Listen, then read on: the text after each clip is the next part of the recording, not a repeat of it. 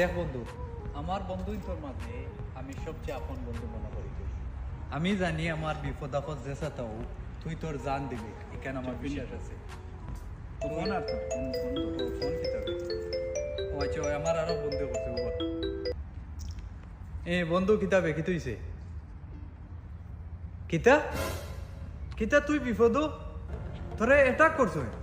তুই 5 মিনিট আমার সময় দে, আমি এখন লই আই আমার বন্ধু সাহেব লগে।